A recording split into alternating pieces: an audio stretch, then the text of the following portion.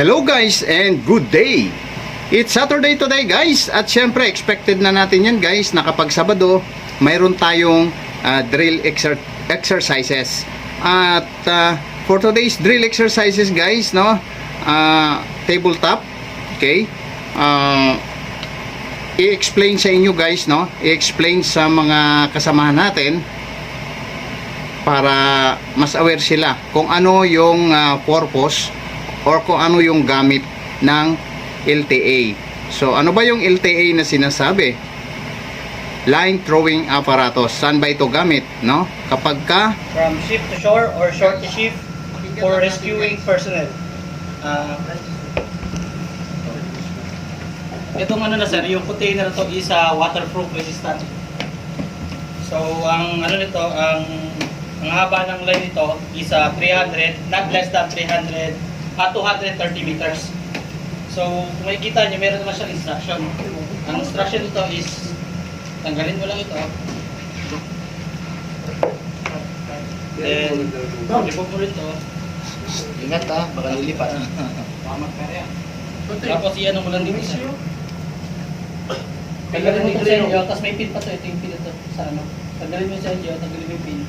Pin lang naman sa dito. Twist mo lang yung left or right. 230 to 250 meters yung ano, yung reach.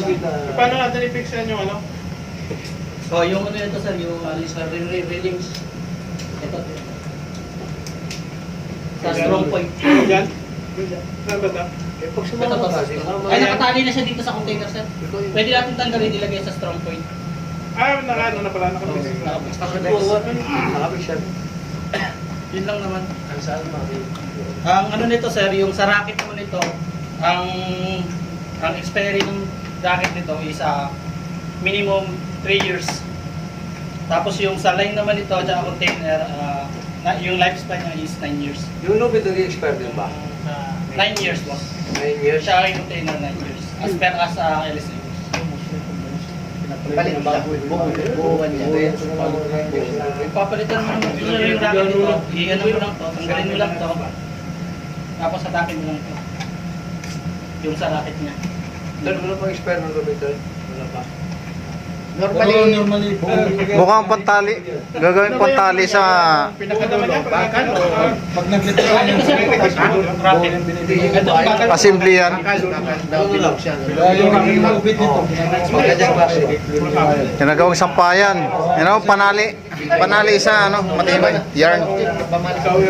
Pangit yan. Lagi nababasa. Hindi naman ako. Dapat, as per as SOLAS LSA code, not less than 4 for Pieces? projecting has located at the bridge. 4 pieces, 4 set. Not less than 4. Sa bridge lang lahat. Sa bridge lang po na. Located at the bridge. Oh, hindi man pwede yan sa makina. Loko talaga. Sir, pwede na. Wala sa live boat. Wala sa live. Tapos for emergency towing, pwede nito gamitin. For emergency towing. Huwag mo sabihin na galing ka doon sa baba, sa pinaka-bottom floor tirahin mo. Gagawin niya yata ano eh. Oo. Hindi, sasabay siya sa sir. Bakit sir? Ito yung nilipat niya sa pagkakas. Ito racket na to. Ano yung si Diyos na mali eh? Ayan. So, ibig sabihin kasi niyan, yung racket niya is, yung power ng racket niya, pag lumipad yan, hindi niya kayang ubusin yung lubid kasi nakatali diyan eh. Kasi nakatali na. Oo, nakatali diyan. Tanggalin to, i-secure natin sa strong point. Oo. Pero wala eh. Pag ano kasi yan, pag tanggal mo na, di ba? Ready for ano na yan? Fire. So, Sa tingin ko sir, ang rocket lang niya, ang reach out na 200 meters lang. kaya nga, It depends po enough. Kasi pag sobra, tulad sa weather, kung weather. Oo. Ang Sa pag-analyze lang ba? hindi kayang abutin yung height ni Joshua. Hanggang ano lang, ibig sabihin, hindi niya maubos yung lubid. Oo, hindi niya maubos yung lubid.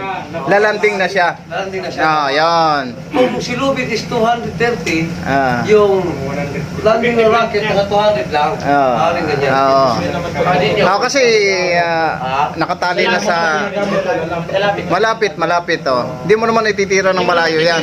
Medyo malayo. Tsaka ano yan, laging sa ano ng hangin. Ah. Magets ka na sa akin. Direct points direct. Kailangan may ano din, allowance kasi gano'n yan eh. So, No? ang halimbawa kung gagamitin yan, saan nila igay? Sa bridge o dito sa upper Dito sa labas ako. Sa deck. Oh, deck. Sa bridge o ano? Sana ba? Eh, malayo yun, malayo. Sa bridge, sir, malayo. Kubierta lang yan. Pag sa bridge, Kasi ship- ano siya eh, kasi may gravity ka eh. Ship to ship. Saka dapat sa dito. Hindi kasi itatali yung dulo niyan sa kwan. Yung sa messenger ba? Kukuha ng messenger line yan eh. Pangkuha ng messenger line yan. Messenger line lang, hindi yung lubid ah. Ito lang yung Pangkuha lang ng messenger line muna yan. Oo. Pang pick up, oo. Kasi maliit lang yan eh. Ilang ano yan? Capacity? Bilang liters. 230 Capacity. capacity na. Yung ano niya ba? 2 kilonewton yung strength ng ano ng lubis. So, Yung lakas ng ano? Load na Pero yan, 2 kilo niya doon. May instruction naman dito. Baka mabigla ka ba pagputong? Kaya nga dapat sa request mo na. Hindi, racket lang yan. Or sa railings ko yun. Oh, explosive. Pero kung nakalito ka lang, gagawin. Kasi malakas. sisipa din yan siyempre. May racket eh. So, recap, para saan yan? Kailan ginagamit? For emergency towing, emergency, kung meron man tayong nangyari, yung barko natin isa hindi na talaga tumatakbo like sa towing, ito yung gagamitin natin for pick up the messenger line. So, ship to ship, no? Ship to ship, Lines. short to ship. Is. Tsaka yun ano yan, pag hindi nakalapit yung ano, tagbot, yung maalon ba? Oo, pwede. Maganda yan, sampayan na radio.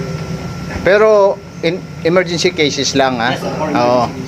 Wag gamitin sa makina na galing sa bottom ha. O titirahin mo rito pa kuan. Sir, gagamitin ka yan, sir, mission invisible nga. Pag naman ng rocket, nakatali, just one, landing. Ayan, maliwanag na ha. Ayan, maliwanag na. Okay na. Sir, ganun lang. Alright. O, kung kaya